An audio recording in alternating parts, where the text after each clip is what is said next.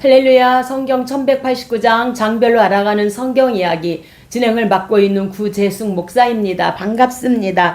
지난 시간에 이어서 시편 3권 함께 해보도록 하겠습니다. 시편 3권은 73편에서 89편까지 그래서 레위기에 해당되어지고, 레위기는 주로 예배와 성수에 관하여 말씀하고 있습니다. 시편에는 여러 종류가 있고 그것들은 어떤 다른 감정, 정서들과 상황을 표현하고 있는데 공통된 주제는 바로 예배입니다. 하나님께서 예배를 통하여 어떤 분이신가 하는 것과 하나님께서 무슨 일을 해 오셨는가, 그리고 하나님께서 무슨 일을 하실 것인가로 인해 모든 찬양을 받으실 가치가 있으신 분이라는 것입니다. 하나님의 선하심은 언제나 변함없으시고 또 영원함을 우리에게 말씀해 주고 있습니다. 지난 시간에 이어서 81편입니다. 81편은 아삽의 시로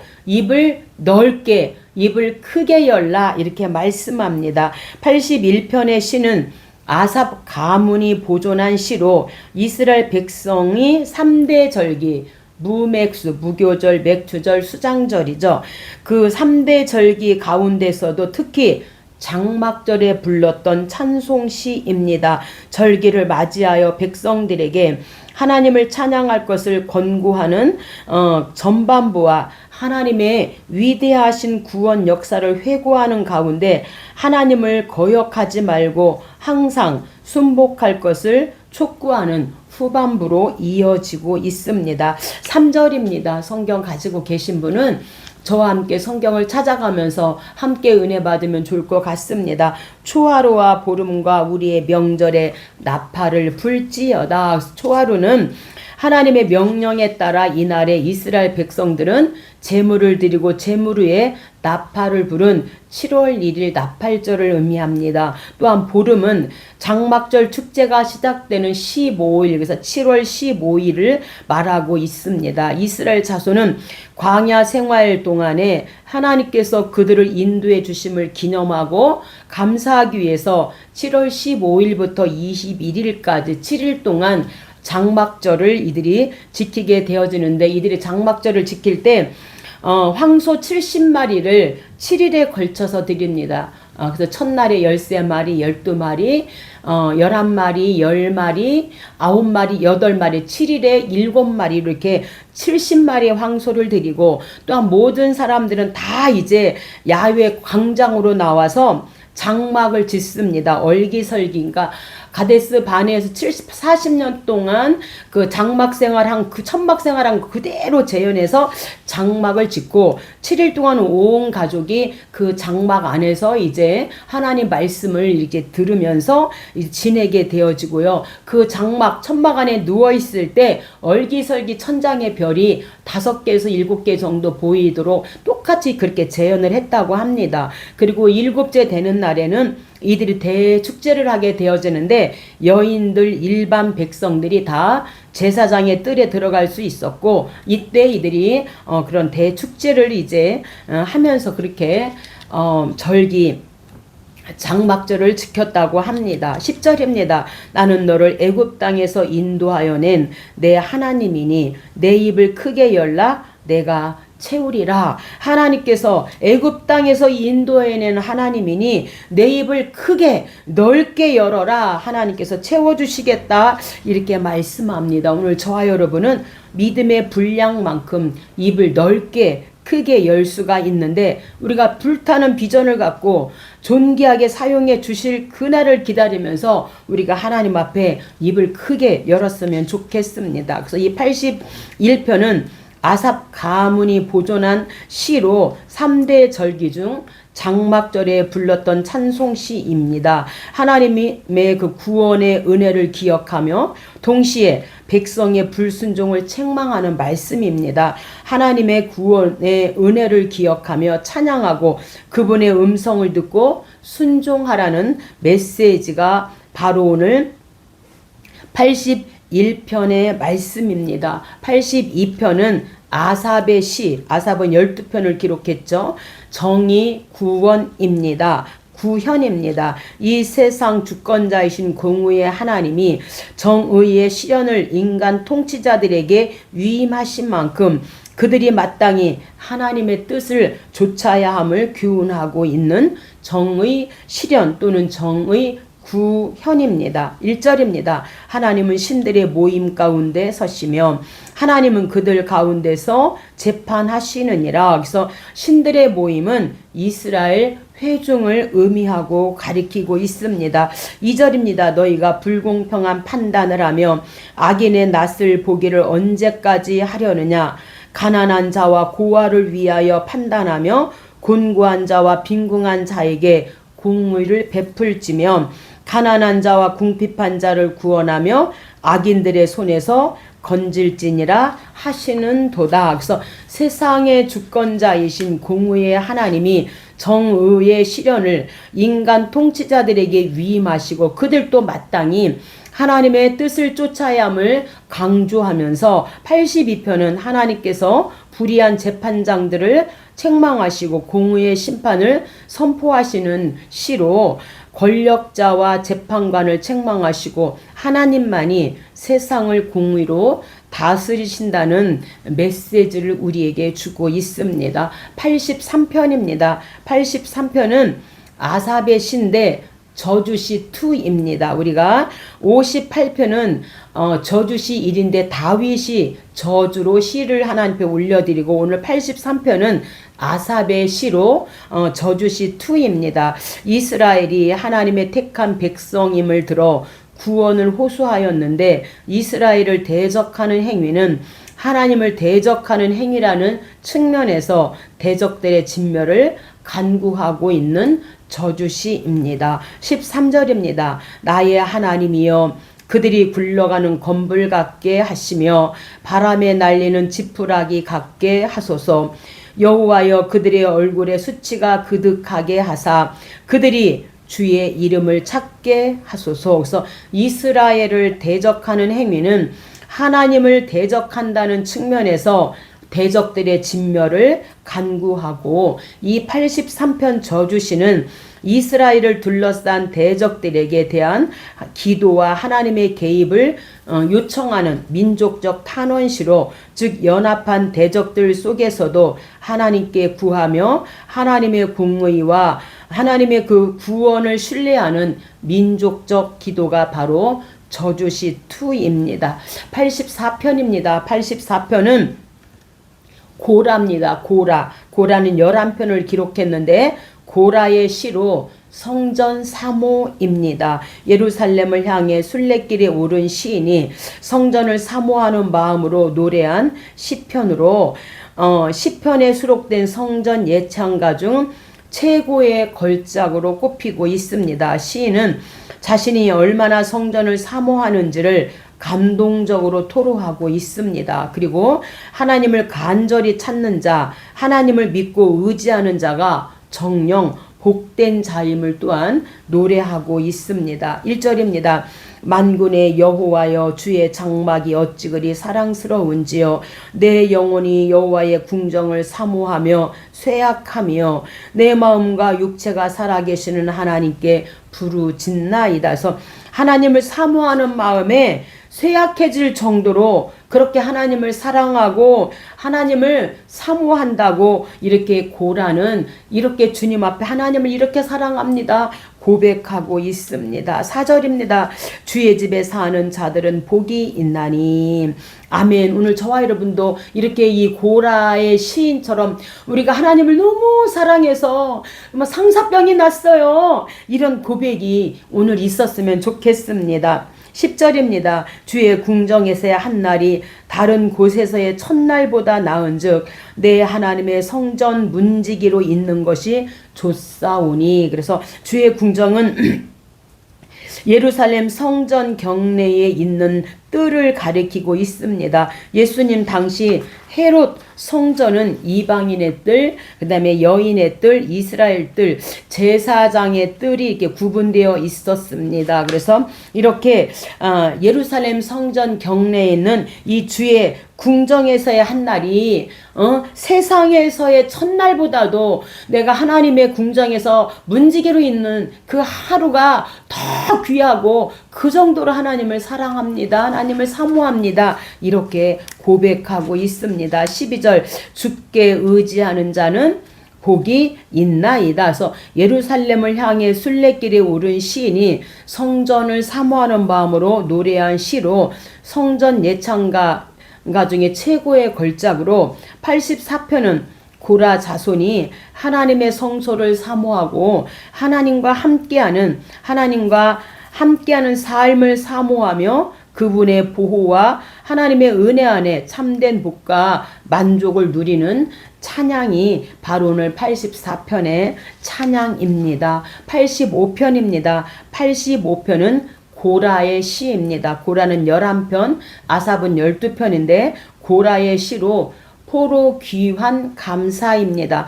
고라 자손이 보존해온 이 시는 바벨론에 끌려간 유다 포로들의 제1차 귀환 때 쓰여진 시입니다. 그래서 BC 537년에 우리가 1차 포로 귀환을 이제 하게 되었는 수르바벨과 예수와 함께 1차 포로 귀환을 하게 되어진 그때 기록된 거죠.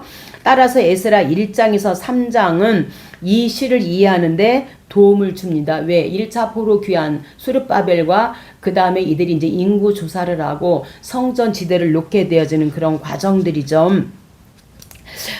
시인은 이 귀환을 하나님께서 이스라엘 백성을 용서하신 증거로 받아들이고 감사를 드리고 있습니다. 또한 아직 귀환하지 못한 동족들을 생각하며 회복을 간구하는 회개의 기도를 드리는 포로 귀환 감사입니다. 1절입니다. 여호와여 주께서 주의 땅에 은혜를 베푸사 야곱의 포로된 자들이 돌아오게 하셨으며, 그래서 1차 포로 귀환은 BC 537년 북서쪽 1450km 7개월에서 8개월에 걸쳐서 이들이 안전하게 그렇게 북서쪽으로 돌아오게 되어지고요. 2차 포로 귀환은 BC 458년 에스라와 함께 이제 북서쪽은 안전하지만 너무 멀다. 그래서 위험을 무릅쓰고 북동쪽으로 4개월에 걸쳐서 840km죠. 이들이 2차 포로 귀환을 하고 3차 포로 귀환은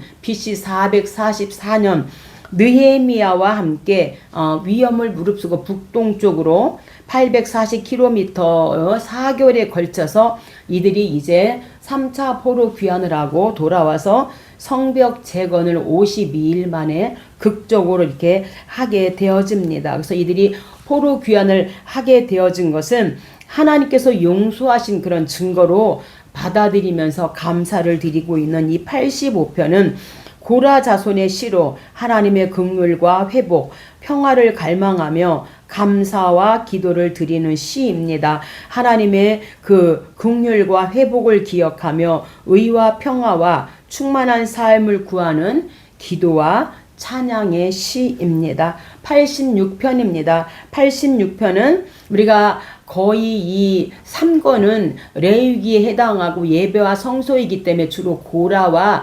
아삽이 기록했는데 이 86편은 다윗의 시입니다. 다윗은 150편 중에 73편을 기록하는 은총 표징입니다. 이 시는 시편 제3권 73편에서 89편에 수록된 시 중에서 유일하게 다윗의 시입니다. 교만하고 포악한 대적들의 공격에 직면한 다윗이 하나님의 도움과 구원을 호소한 것입니다. 또한 하나님께서 시인에게 은총을 베푸신다는 표징을 또한 교만과 원수들에게 보게 해달라고 간구하며 끝을 맺고 있습니다. 더불어 이것을 자신의 상태를 겸허하게 돌아보는 그런 또한 계기로 삼고 있습니다. 14절입니다. 하나님이여 교만한 자들이 일어나 나를 치고 포악한 자의 무리가 내 영혼을 찾아 싸우며 자기 앞에 줄을 두지 아니하였나이다. 16절 내게로 돌이키사 내게 은혜를 베푸소서 은총의 표적을 내게 보이소서. 그러면 나를 미워하는 그들이 보고 부끄러워하오리니 여호와여 주는 나를 돕고 위로하시는 이신이다. 아멘.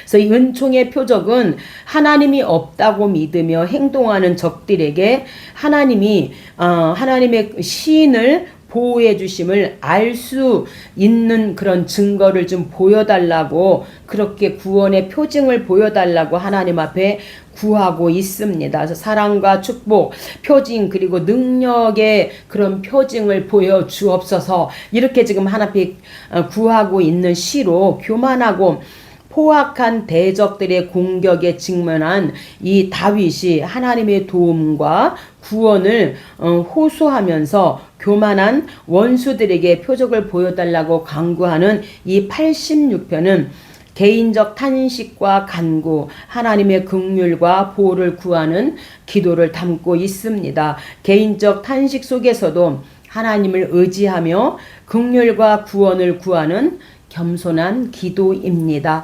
87편입니다. 87편은 고라 11편을 기록했죠. 고라의 시로 시온 영광입니다. 하나님의 거룩한 도성인 예루살렘을 찬양한 시온 시 중 하나로 본시는 세계적 종교 중심지로서의 시온 예루살렘을 예찬하고 있습니다. 1절입니다. 그의 터전이 성산에 있으며 여호와께서 시온의 문들을 사랑하시는도다. 하나님의 성이여 너를 가리켜 영광스럽다 말하는도다. 그래서 하나님의 성, 거룩한 성 예루살렘 시온을 찬양한 바로 시온 영광으로 87편은 고라 자손의 시로 시온 하나님의 성과 그곳에 속한 백성들의 영광과 축복을 노래한 시입니다. 시온의 영광과 선택, 그리고 모든 민족이 하나님 안에서 함께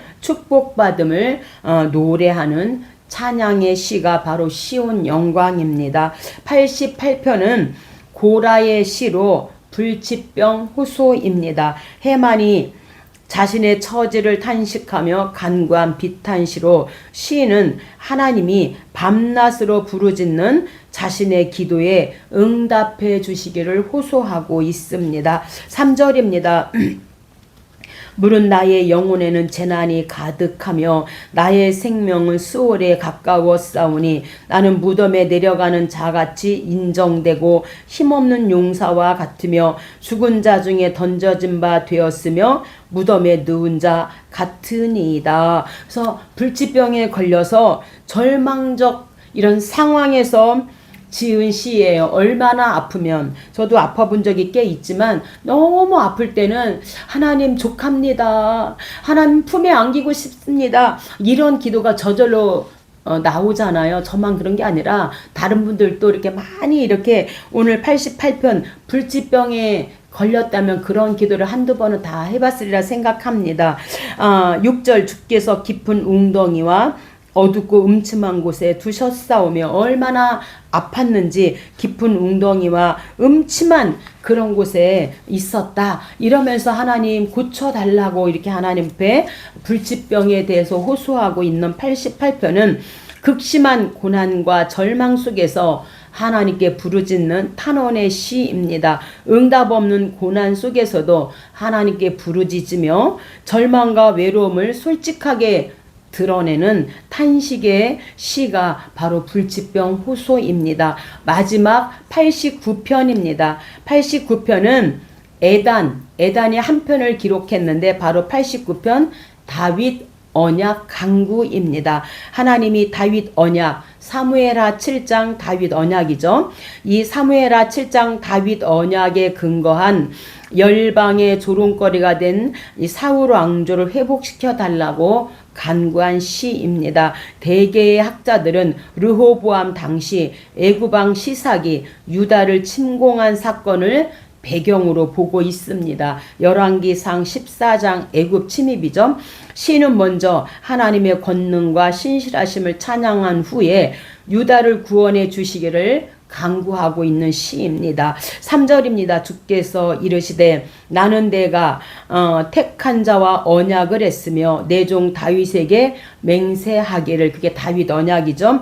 내가 내 자손을 영원히 경고히 하며 내 왕위를 대대에 세우리라 하셨나이다. 그래서 이렇게 다윗 언약, 다윗과 하나님께서는 대대의 왕위를 높여주겠다, 이렇게 경고히 해주겠다, 이렇게 약속하셨다는 거죠. 그런데 역대하 13장에 보면 이제 우리가 이 아비야 왕 때에도, 아비야 때도 북이스라엘 여로보암과 전쟁 시에 이제 여로보암 북이스라엘 전쟁에서 질 것 같을 때 이 남유다의 아비야 왕이 다윗 언약 이 말씀을 붙잡습니다. 내가 택한 자와 언약을 맺으며 내 왕위를 대대에 세우고 내 자손을 영원히 경고히 하겠다. 이 말씀을 붙잡고 아비야 왕이 그 전쟁에서 기도할 때에 북이스라엘 그 여로보암과의 전쟁에서 말씀 붙잡고 기도함으로 이기게 하시는 것처럼 오늘 이 시인도 다윗 언약 강구를 붙잡고 하나님 앞에 기도하고 있습니다. 28절 그와 맺은 나의 언약을 굳게 세우며 또 그의 후손을 영구하게 하여 그의 왕위를 하늘의 날과 같게 하리로다. 그래서 최고의 능력 기도는 하나님 말씀 붙잡고 기도하는 겁니다. 그래서 오늘 이 말씀은 르호보암, 그래서 여로난과 르호보암이 남유다와 북이스라엘로 갈라지게 되죠. 솔로몬 후에. 그래서 여로보암 북이스라엘 10지파, 르호보암은 남유다 두 지파를 이제 갖게 되어지는데, 이때 바로 이 르호보암이 이제 처음에 3년 동안은 그가 겸손하게 할 때 강성합니다. 강성하게 하시니까 또 교만이 찾아오죠. 그래서 애굽왕 시삭이 이제 침입함으로 말미암아 결국에는 이제 애굽의 침입을 이 르호보암이 받게 되어지는데, 이것을 배경으로 한 오늘 시가 89편 다윗 언약 강구라고 하는 사실입니다. 그래서 이 89편은 애단의 시로 하나님의 언약과 왕권, 그러나 현재 어려움 속에서의 탄식을 담은 시로 이 89편은 하나님의 신실한 언약을 찬양하면서도 현재의 고난 속에서도 회복과 긍휼을 간구하는 탄식의 시입니다. 오늘 이렇게 해서 3권을 마쳤습니다. 감사합니다.